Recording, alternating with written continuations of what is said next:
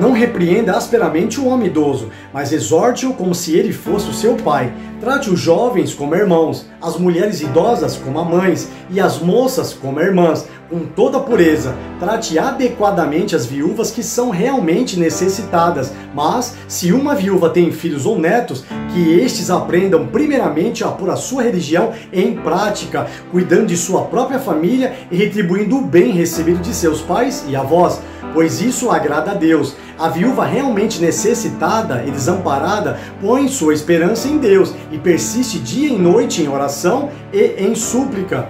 Mas a que vive para os prazeres, ainda que esteja viva, está morta.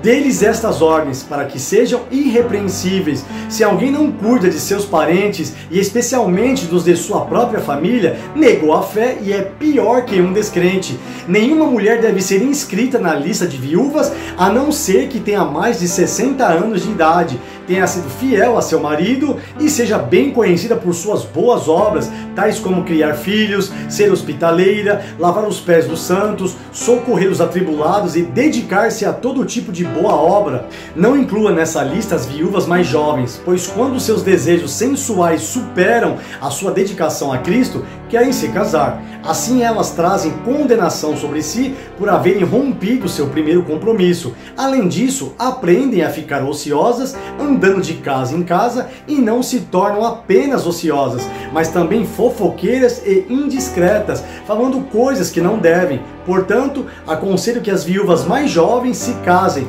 tenham filhos, administrem suas casas e não deem ao inimigo nenhum motivo para maledicência. Algumas, na verdade, já se desviaram para seguir a Satanás. Se alguma mulher crente tem viúvas em sua família, deve ajudá-las. Não seja a igreja sobrecarregada com elas, a fim de que as viúvas realmente necessitadas sejam auxiliadas. Os presbíteros que lideram bem a igreja são dignos de dupla honra, especialmente aqueles cujo trabalho é a pregação e o ensino, pois a Escritura diz: não amordace o boi enquanto está debulhando o cereal, e o trabalhador merece o seu salário. Não aceite acusação contra um presbítero se não for apoiada por 2 ou 3 testemunhas. Os que pecarem deverão ser repreendidos em público, para que os demais também temam. Eu o exorto solenemente diante de Deus, de Cristo Jesus e dos anjos eleitos, a que procure observar essas instruções sem parcialidade e não faça nada por favoritismo. Não se precipite em impor as mãos sobre ninguém e não participe dos pecados dos outros. Conserve-se puro. Não continue a beber somente água. Tome também um pouco de vinho por causa do seu estômago e das suas frequentes enfermidades.